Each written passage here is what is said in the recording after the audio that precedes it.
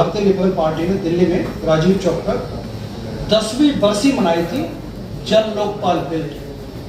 आपको ध्यान होगा मनोज सवाजी के सामने बैठे उस वक्त आम आदमी पार्टी, उस वक्त अन्ना आंदोलन में बड़े मुखर थे और साथ में जो बगावत के आइडियोलॉजिकल बेसिस पे जो बगावत की थी उसमें मुख्य साथी थे उस वक्त, और कई अन्य साथी यहाँ बैठे हैं। तो उस वक्त देश में दुनिया भर के लोग आए थे एक आकांक्षा लेकर कि दिल्ली में, भारत में एक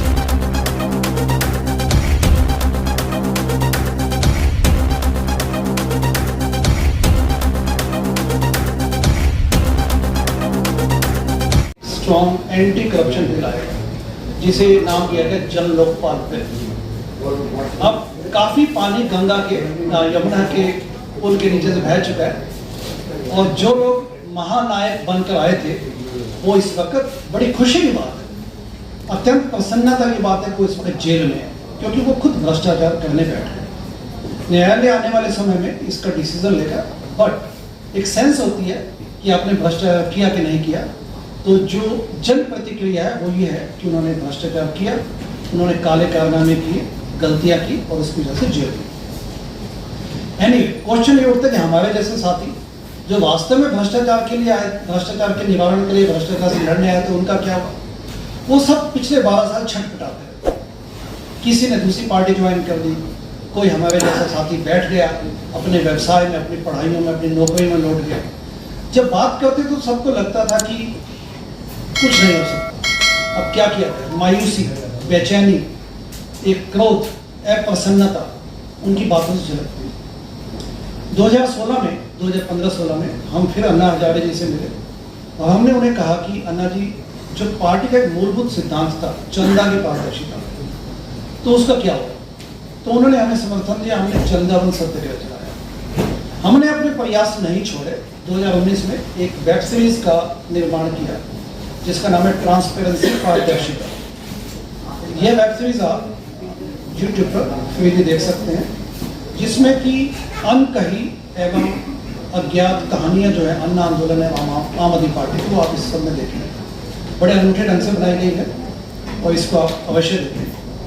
इसके बाद पिछले साल मैं 2002 में अमेरिका गया था और अन्ना आंदोलन के समय वापस आया था और आम आदमी पार्टी में भी काफ़ी समय मैंने काम किया। तो पिछले साल मैंने अपना डिसीजन लिया कि मैं वापस आके राजनीति की सेहत को ठीक करने का प्रयास किया गया। अमर खान जी ने उसको पूरा समर्थन दिया। भारतीय लिबरल पार्टी का निर्माण किया गया, गठन किया गया और दिल्ली 2025 का चुनाव लड़ा जाएगा। आज की इस प्रेस कॉन्फ्रेंस का मुख्य उद्देश्य है आपको 2 चीज़ों पर अवगत करवाना, और ये हमारी अनाउंसमेंट्स हैं। लगभग 6 महीने बचे हैं। पहली हमारी जो अनाउंसमेंट है वो ये है कि हम 2 फ्रंट्स पे लड़ाई लड़ रहे हैं और ये लंबी लड़ाई है और 2025 में कामयाबी के साथ दिल्ली की जनता को इसके रूप में, तोहफे के रूप में इसको देंगे। नंबर 1 करप्शन, क्योंकि 2010 का मैंने रेफरेंस दिया, तो करप्शन की लड़ाई वहीं की वहीं खड़ी है। और देश में पिछले 10 सालों में आप दिल्ली में जो भी अव्यवस्था, जो भी आप मिस गवर्नेंस, मैल गवर्नेंस देखते हैं, कूड़ा करकट, जो बाकी किस्म की गंदगी है, प्रदूषण, यमुना को लेके, और जो भी सामाजिक, जो भी सिविक काम लोगों के नहीं होते, राशन कार्ड बनवाना है, चाहे कोई कास्ट सर्टिफिकेट बनवाना है, किसी भी किस्म की आपकी नालियाँ ओवर चौक हुई पड़ी हैं, सड़कें टूटी हुई हैं, उसके पीछे मुख्यतः कारण एक तो गैर जिम्मेदारी तो है, उसके अलावा भ्रष्टाचार इसके कण कण में छुपा हुआ है, इन सारी कहानियों के पीछे। तो आम आदमी पार्टी ने पिछले 10 सालों में दिल्ली को एक कूड़ा घर के रूप में परिवर्तित कर दिया और उसके बावजूद भी वो किसी भी प्रकार से ब्लेम गेम से हट नहीं रहे। तो भारतीय लिबरल पार्टी की सरकार आते ही सबसे पहले announcement, the very first announcement after attaining the power would be formation of anti corruption commission, ACC, यानी कि एंटी करप्शन कमीशन का गठन किया जाएगा और उसको पार्टी इस ढंग से उसको एक ठीक व्यक्ति के हाथ में देगी ताकि भ्रष्टाचार एवं जो गैर जिम्मेदाराना बिहेवियर है, जो जिस प्रकार से बर्ताव है, कंप्लेंट्स का निवारण नहीं किया जाता, उसको बड़ी संजीदगी के साथ उसको लेंगे। तो एंटी करप्शन कमीशन पहली अनाउंसमेंट होगी दिल्ली सरकार बनने के बाद भारतीय लिबरल पार्टी की तरफ से, और इस पर हम किसी भी प्रकार से पीछे नहीं हटने वाले। ये इतना दृढ़ निश्चय है कि आपको जानकर खुशी होगी, हम बड़ी खुशी के साथ आपको बता रहे हैं। नंबर 2, पार्टी के जो पदाधिकारी हैं, माइसर अकबर खान राणा जी एवं अन्य जो पदाधिकारी हैं, वो स्वयं चुनाव नहीं लड़े।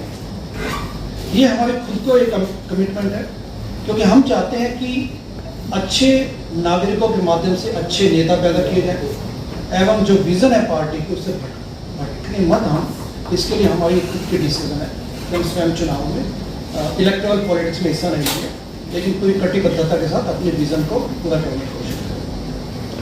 और जो अगली अनाउंसमेंट है वो ये है, जो बड़े हर्ष के साथ मैं आपको शेयर करना चाहता हूँ, जो मेरा विदेशों में भी अनुभव रहा है, सामाजिक न्याय की लड़ाई। सामाजिक न्याय की लड़ाई के पीछे जो तोहफा हम दिल्ली को देने वाले हैं और दिल्ली की जनता स्वयं इसे चुन के अपने आप डिसाइड करेगी, वो ये है कि दिल्ली को पहला दलित मुख्यमंत्री जनता देगी भारतीय लिबरल पार्टी के माध्यम से। उसके अलावा 2 डिप्टी चीफ मिनिस्टर या मुख्यमंत्री बनाए जाएंगे। पहले होंगे मुस्लिम समाज से एक मुख्यमंत्री डिप्टी सीएम बनेंगे और दूसरा ओबीसी क्लास। इसका मतलब बड़ा स्पष्ट है कि जो अपने संविधान में सामाजिक न्याय की जो पृष्ठभूमि, जो एक फाउंडेशन नींव बाबा साहेब अम्बेडकर जी ने रखी थी, हम उसको आज 77-78 सालों के बाद भी उसी कटिबद्धता के साथ, उसी उत्साह के साथ आगे बढ़ाना चाहते हैं और इसको आगे बढ़ाने का हमारा वचन आगे भी जारी रहेगा। इसके अलावा हमने 3 इरादे और 11 वादे दिल्ली की जनता के सामने परोसे। 3 इरादों की तो बात मैं कर ही चुका हूँ। जो 3 हमारे इरादे हैं, नंबर 1 करप्शन के खिलाफ सर्जिकल स्ट्राइक, नंबर 2 सुशासन या विकास की राजनीति दिल्ली प्रदेश के लिए, क्योंकि हम अक्सर कहते हैं भारतीय लिबरल पार्टी के माध्यम से कि दिल्ली की जनता के साथ दिल्ली का विकास, एवं 3rd है सामाजिक न्याय।